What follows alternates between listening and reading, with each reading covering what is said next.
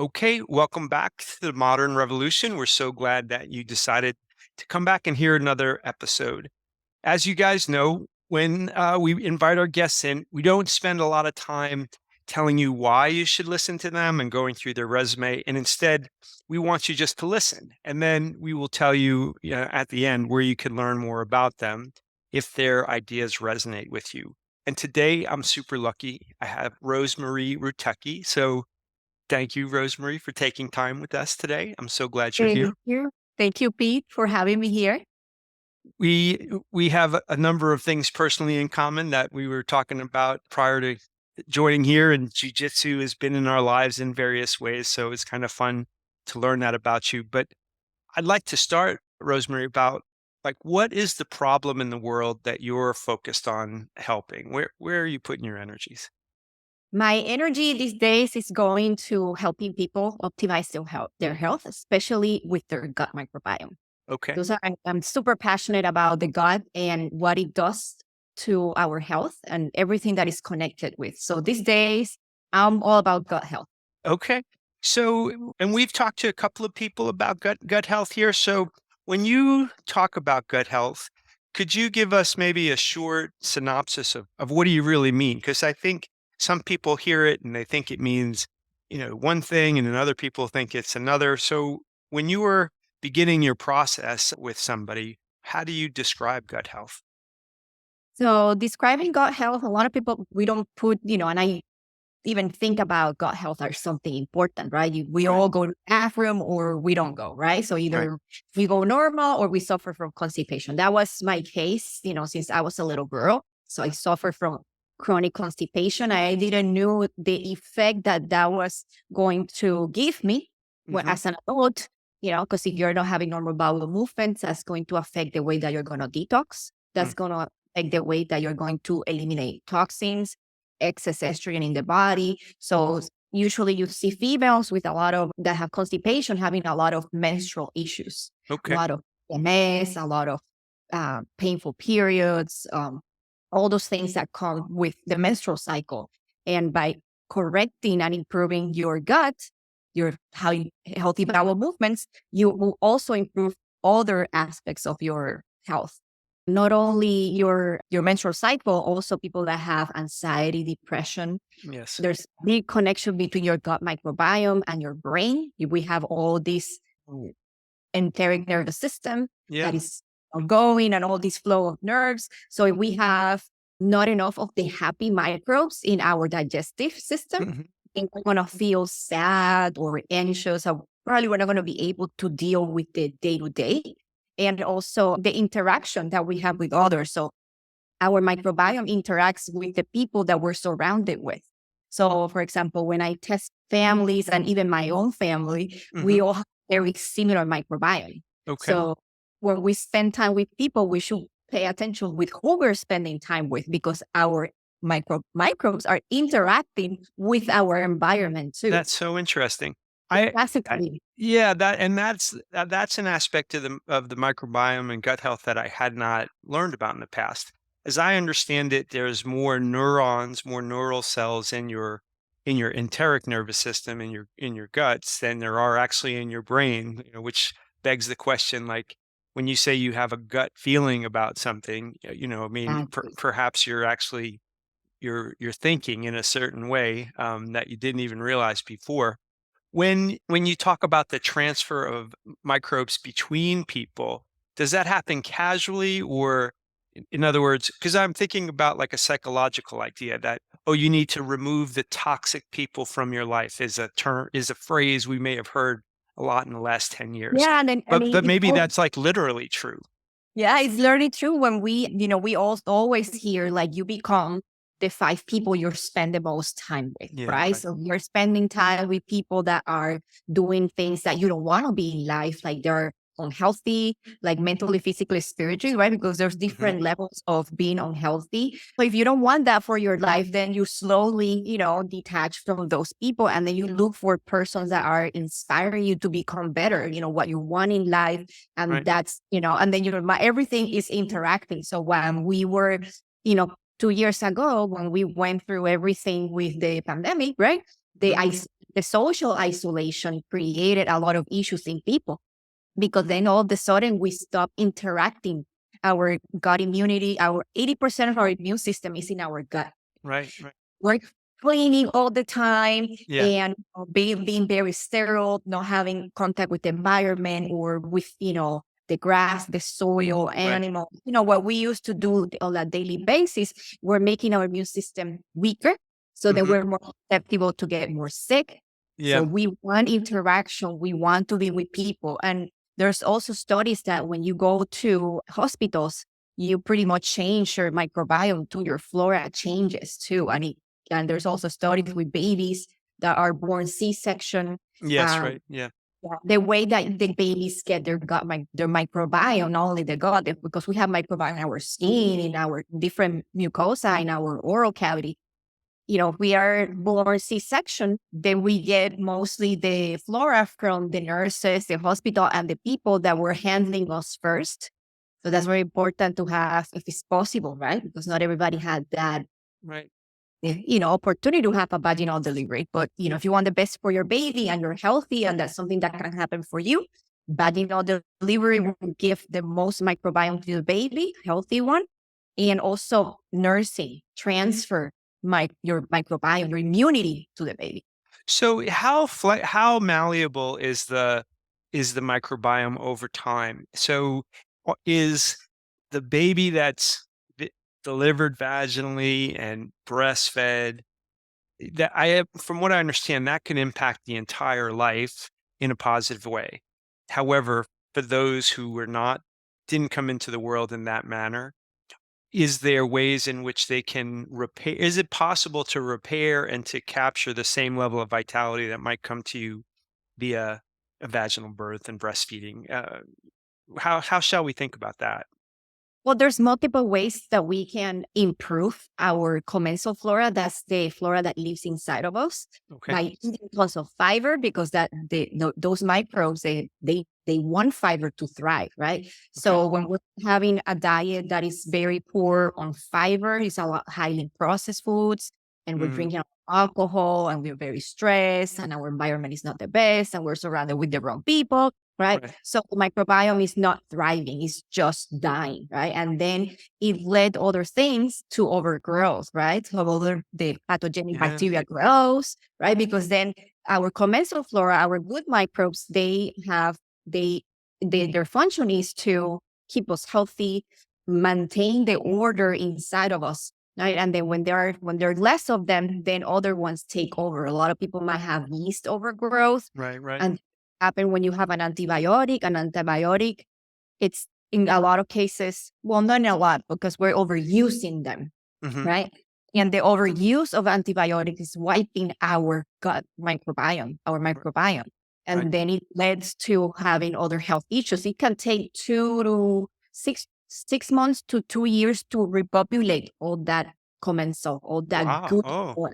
my So goodness. I didn't realize it was that extreme. Well, I have heard as well, like that there are more genes in the microbiome, more DNA present in the microbiome than there actually are in the whole human beings. In other words, the the DNA tied up in your microbiome exceeds the amount of DNA that's in your body that's actually human DNA. Is that in fact the case? yeah, well, we have we're more bacteria, right? That Yeah, than that we are everything. human. Yeah. Like when I think about it, I'm like, wow, that sounds kind of creepy, right? When you're thinking about like what we have so many organisms living inside of us. So Right. even in one organ that we're living in another organism, right? Which is Mhm. Earth. Yes, So right. what's on Earth? Like if you expand, Sure. like if you start thinking, you're like, wow, we're really like such a diverse, you know, thing, Yeah, yeah, it's such a complicated we're set. it's very complicated. It's kind of like your background. Yes, this the universe. It's funny you say that because I was listening to an old clip of Carl Sagan describe the vastness of the universe and how just extraordinarily large the universe is in a way that's entirely incomprehensible. This is a little bit sort of esoteric, I think, in terms of an interest a person could have with the gut health. And so, was this something that came to you in an epiphany, like you knew this is the work I wanted to do? or did it happen like a step at a time over years? Was it incremental or was it all at once? Everything happens for a reason, right? And then Mhm. I'm a mom. I have two kids, and I'm a believer that kids come to your life with a purpose, right? Okay. Yeah. So when my daughter was about 2.5 years and my son was born, for her, that was like a very anxious moment, right? That was like a traumatic event, right? Someone Okay. came, friend, and then everything is changing.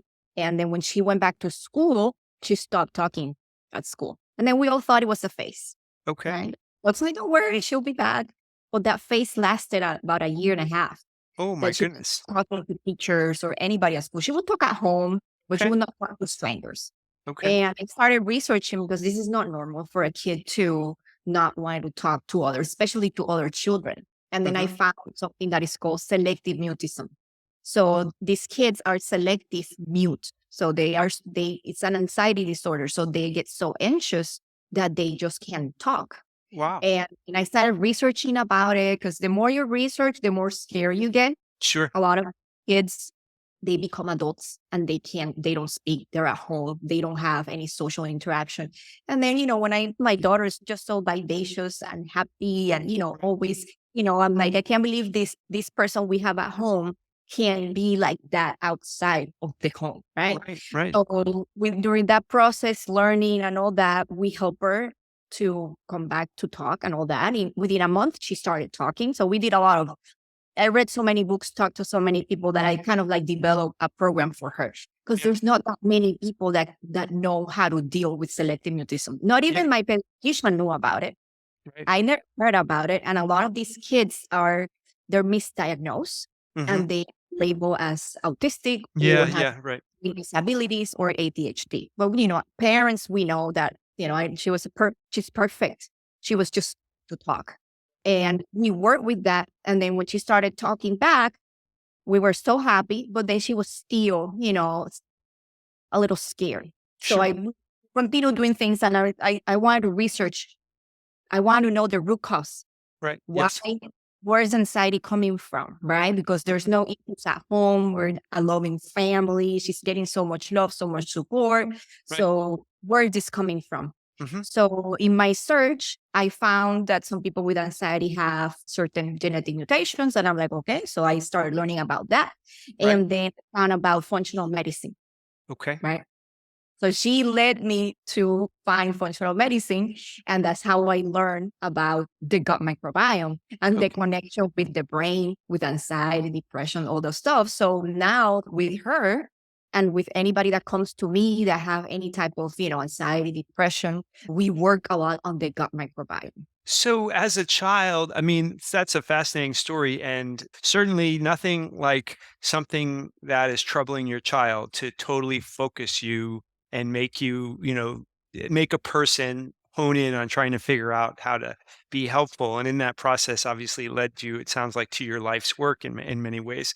As you look back on the beginnings of your daughter's selective mutism, are there any obvious lines between her microbiome, her gut health, and her anxiety? I mean, is that connection there, or is it kind of just that as you learn to deal with it, it then led you to functional medicine and then led you to gut health? But I'm curious if you had known what you knew now back then, would you have done anything different? Um, I would, these kids they need. I would have followed the same approach, right? Okay, okay, right, And right, probably back then, I would have be our diet was pretty good, but back then, she right. tons of vegetables. I Okay, would probably be introducing more fermented foods back then. okay, okay, Was that we were missing, and then I learned the importance of eating fermented foods to increase your commensal flora, and that was pretty much what I would have changed. And also, testing her gut, like just to see what's happening. She was yeah, a bad birth. right, She was breastfed. sure, She ate, outside, had dogs, right? So she have a lot of things that great family environment, no stress. So evident she was not missing anything that I would like do with someone like, like your definitely your gut microbiome is yeah. but I gave her my gut microbiome, right? Yes. Yes. So my back then, I was not my gut microbiome was not the best because I was Okay. still was having a lot of gut issues. Okay. So she started with my microbiome, Right. right? So I had to nourish it more. Yeah. Okay. Well, I mean, that makes sense. That's all those things sound very transformative, right? Because as she was having her anxiety at school, it was surely creating anxiety for you, and as you together as a family work your way through this, and as you come through it into, becoming, an expert in functional medicine, and now you're in a position to help other people with, I'm sure that anxiety and worry is present in everybody's lives to one degree or another, but it does feel as though it's debilitating to more people in the current society than it's been in the past. When somebody comes to you and they're feeling symptoms of anxiety or worry or whatever they come, constipation, whatever they come to you with their complaint, and you want to talk about their microbiome, do they immediately uh, agree and like follow what you, or do you have to spend time sort of saying, you may not think that these things are connected, but they in fact are. And so what's it like for you when someone comes to start their being helped by you? Very dirty. So a lot of people that come to functional medicine, they already have heard about it. They have heard about the gut microbiome, so they have some knowledge about it. Right. For the ones that don't know, then I explain them. Like 80% of your gut immunity, Right. it's the immune system is in your gut. Your Hmm. neurotransmitters, 50 to 90% of depending which one, are making your gut microbiome too. So if your gut microbiome is not healthy, then it's going to present in different forms of chronic conditions. We are finding out, and I mean, there's tons of studies relating your gut microbiome with heart disease, Yes. with dementia, with some type of autoimmune conditions, different types of cancers. So the gut microbiome is not only your, brain gut connection, feeling anxious, it's also your just overall health, Your even overall health. longevity, right? Yes. So people that are aging, their gut microbiome, their commensal flora, it starts to decrease, right? Yes. Right. So Right. if we want to age healthier, live a longer life, we have to pay attention to our gut microbiome. And what I teach people is like, we usually eat for pleasure. We live life for pleasure, right? For our brain, for our emotions, for the way that we feel. And then the new learning is we have to live our life to feed our gut microbiome if we want to live healthy, right? Right. If we Right. want to prevent chronic conditions, if we want, it's not that we're going to avoid things, but if we can do the best that we can to prevent things to come to us, I'm all about it. Right. So you're as a doctor of functional medicine, my wife, she's a naturopathic physician. So and when we have spoken frequently in her time when she was in her practice about root causes. And so when you talk in that language, it's familiar to me. When you're in this conversation and you were explaining sort of the this is a pretty high stakes uh, set of decisions how you treat your microbiome. What what in most people's life is a status quo that you have to get them to challenge? What's something that's just so baked into their life that they may not realize is hurting them that you have to get them to take a look at? A big thing is when they don't make themselves a priority, right? Because Okay. everything that we do has to come to a place that we have to put ourselves first. And a lot of us learn to take care of others Yes. first Right. before Right. we take care of ourselves. So we take care of our children, our work, we help our community, Mhm. parents, our significant other. And then if we have time, then we approach ourselves, Yeah. right? And then that's the worst thing that we can do for ourselves, right? Because if we want to give the best for others, we have to make time for ourselves. We Right. have to make ourselves a priority. So I challenge people, and it's hard for some people. It's hard to love themselves first, Yes. right? Right. Because Right. how selfish is to put myself first, right? Yes. When there's so many other people that are needing me. Yeah, I was one of my question that I was thinking as you were is like, what assumptions do you challenge? And it might be an assumption that like, if I put myself first, that's an act of selfishness. as opposed to like, well, I'm trying to lay the foundation for my ability to be as effective in the other areas of my life that, I can't be as effective if I'm the last one on the line to be taken care of. It's kind of what I think I hear you saying. You can't pour from an empty cup, right? You Yes, can yes, yeah. give to others if you don't have anything to give. And then that's what we're seeing such a big increase on burnout, on Mhm. people with disabilities, people that, because you can't give anymore. You're done giving. Yeah, And then you're now disabled at your early 40s. We're seeing yeah, younger people disabled yeah. because they never put themselves first, right? It's all about taking care of others and not, we got to teach people that is the best investment that you can do in your life is taking care of yourself, investing in your growth and in your knowledge, because Mhm. that's the best thing that you can do. And I feel like there's many people who, I might term the walking well, in that they're not sick, but they don't really have a window into how good they can feel. And for me, some of the things you're talking about, when I think about assumptions to be challenged or status quo issues in somebody's life, would be what constitutes healthy food, because anything that is delivered in a bag, box, or a can, has to be looked at with a certain degree of suspicion, in my opinion. Like if you're reading a label, you're already outside of what's likely to be healthy food. If it's not something that, as Michael Pollan in his books would say, like your great grandmother wouldn't recognize as food, you have to question it. And so much of people's diet is coming in the middle of the grocery store rather than the edges of the grocery store, right? Exactly. And Absolutely. so many people, they might think of terms of massive social public health issues, cancer or diabetes or something. But so they're seeing these labels attached to, in my opinion, like the end stages of a lifetime of not living, as healthy as you could. What is it in our kind of society that doesn't have us considering gut health as a primary health issue? Why is it more on the edges when it should be more central to the conversation, right? Well, our medical system, we're 15 years behind in literature, right? So Okay. when we go to school, they teach us, things that are already outdated, right? Because Right. science is evolving daily, right? But what Yeah. I'm telling you right now might be now they're publishing something that might be contradicting what I'm telling you, Right. right? Right. Right. So that's how science is. Science is constantly evolving. And then if we're practicing all medicine, right? Then how we're going to, know or make a priority to the gut microbiome. Luckily, this is something that we're hearing more. We're talking more Yes. about it. More doctors are aware about the gut microbiome. There's tons of study with the gut microbiome. So I would say that maybe 10, 15 years, it will be part of the medicine Okay.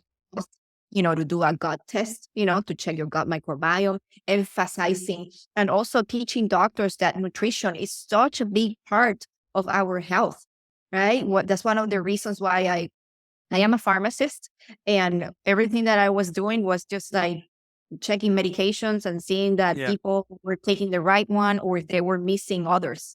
Yes. And I thought that was the way to keep someone healthy. But in reality, I was just keeping people sick, Yeah. putting Yeah. band-aids, let's just give you this medication just to patch it, right? We're not going to look about the root cause. I don't even care. Yeah. We're not asking how you're sleeping, how much time you're going to the bathroom, how are Right. your bowel movements, Yes. how's your energy level, right? What are you eating? Are you hydrating yourself? Are you experience a traumatic event? Are you Yes. with that? Are you live with people that are abusing you? All that affects our health. And doctors' offices right now, the visit is 5 to 10 minutes. I give you a prescription, and then you're gone. Yeah, I will say, listening to my wife's experience as a physician, as a naturopath, her intakes were 90 minutes long, and then her follow-up visits were 30 minutes to an hour, depending on what was going on. And what struck me in her relationship to her patients, which sounds like it's similar, is often she began with food as medicine. And, in very short periods of time, moving people to eating a healthy diet reduced the number of medications and the amount of medications they had, sometimes so dramatically that the other physicians that they would see who were prescribing this would be sort of perplexed, like, what's going on here? What are you doing? What are you Yeah. doing? How is this happening? And so, as you have had your experience of bringing it to people, it sounds like people who are aware that gut health is important may go seek you out because they know that that's a particular focus of you. And what I think I'm also hearing is that over time, the broader community is starting to seep into the general conversation, both in medicine and outside of medicine. I think when you talk about the pace of science and medicine changing, this is probably not common, but I think of things like a fecal transplant, right? Where somebody who may have had a terrible case of, C. diff or something at the hospital and their entire flora is gone and they needed to start again. But I wonder do you think we'll find that when you talk about the transfer of microbiome from one person to another, that we may find super microbiomes out there and then like look to capture that as medicine in and of itself and give it to people? Is that something? Am I just in science fiction when I think about that? Or They're going to different indigenous civilizations yeah. to try to get, more microbiome because there's more diversity and things like that. But talking about transplant, they not only people that have C. diff, they Hmm. have even used it for people that have chronic depressions that they Oh, are the recalcitrant, those that they nothing works, no medication works. And then they do a transplant from someone that is happy and have a lot of, the good bacteria, and right. then the person gets better, right? That's so amazing. Which is so fascinating, just telling us that, that is telling us that the power of our gut microbiome. And as we were talking about, we want to increase the happy microbes inside of us so we feel joy and happiness, Right. right? So if we're always, there's a lot of people that say how that person could be so sad or depressed when that person has everything in life, money, success, and stuff like that. Then you got to think like, well, maybe that person doesn't have enough of the happy microbes to enjoy everything that they have done, Yeah. right? And so that's about it. Yeah, we see in blue zones people that have the longest longevity are the ones that live in communities that have Yes. Right. happy, they're dancing, they're eating from their yards. And what we're finding is like again, your community, Right. Right. Right. you're eating, and the pace of your life. So that's what it is. And for also we're talking about the transplant. The problem is what they have seen is it doesn't last that long, right? Right. And I'm thinking like if you do a transplant on someone that is gonna keep their old habits, that Yes. actually Right. more like that, Right. right? And I have to say, as I have heard about that, because I object to, treatment by medication as the primary thing that we do first with people who come in with a complaint, right? Is that without looking towards, as you say, the root cause of something, then the notion of any sort of transplants like that to me feels like an analogy to medicine, like giving a pill, right? As opposed to like, well, what brought us here? Now, some people, as you say, might have started off on the wrong foot, like they hadn't had the advantages of a vaginal birth and breastfeeding, and others did. And however, you've also said that, hey, you can begin to repair and strengthen your microbiome, both in how you behave in terms of food, who you place yourself around. Maybe somebody's listening and maybe they're not even sick, but they'd feel like they don't feel as good as they could feel. What's a behavioral change somebody might take to move themselves in the direction of giving themselves a chance at whatever optimal health means for them? Well, the first behavioral change is knowing that we have the power to get better. Okay. Right? Yeah. Knowing that, that we are in control, right? Right.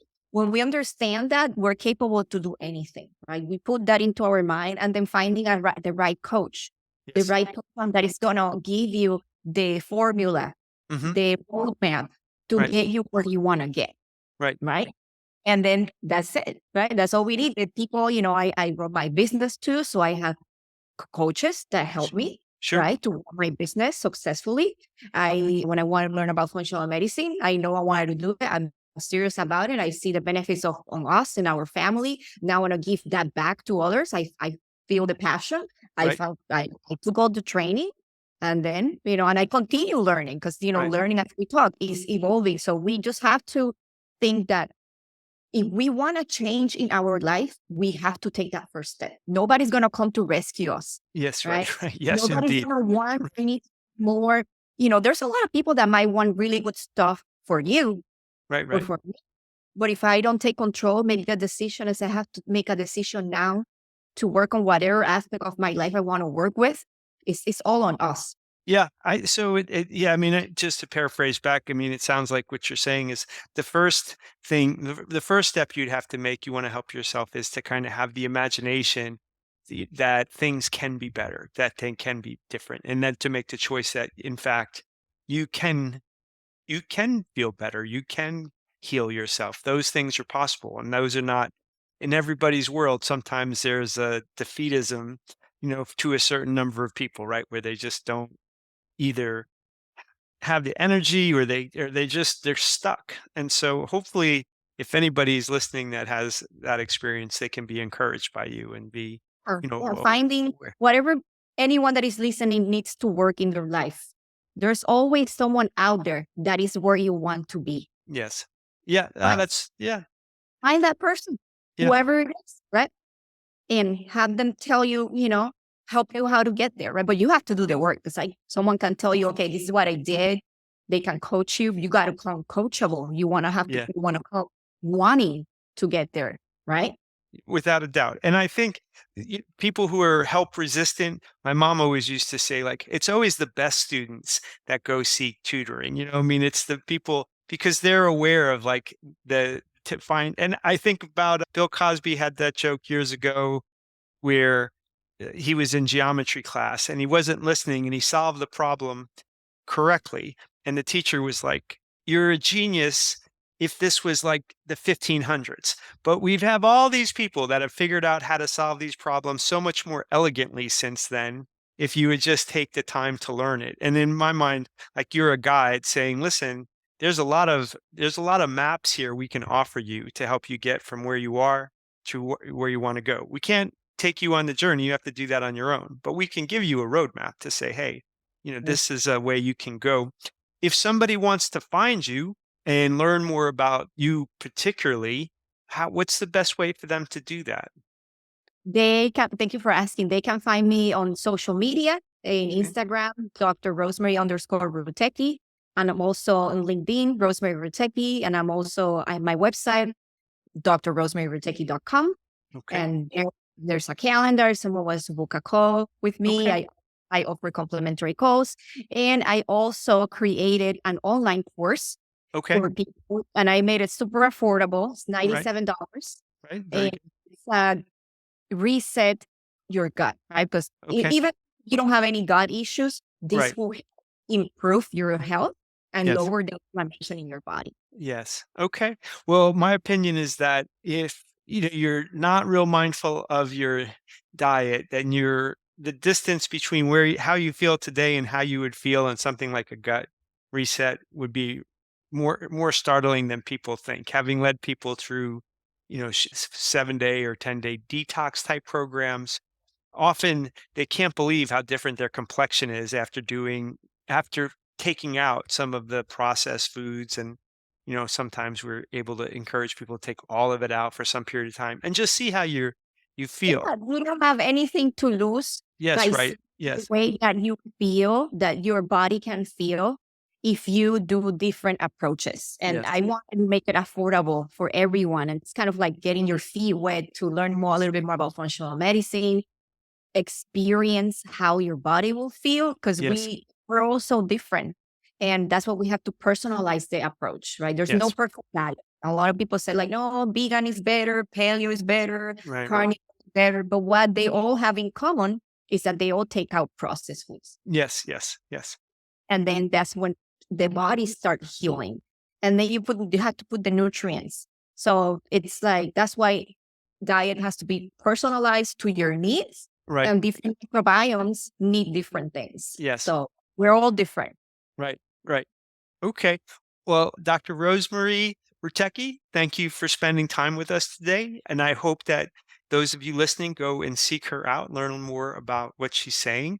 And there's probably people local to you too that have a similar disposition. So there are, as she says, there are people who are out there ready to be helpful to you. You just got to take the time to go find them. So, Dr. Rutecki, thank you so much. Thank you, Peter. Okay, well, Dr. Rosemarie Rutecki is a modern revolutionary, and she's helping the world not just for herself and her family, but for all of us. And so she's brave enough to bring her ideas to the world. And I hope that that's inspirational to you and that it encourages you to bring your ideas to the world as well, because the modern revolution needs us all.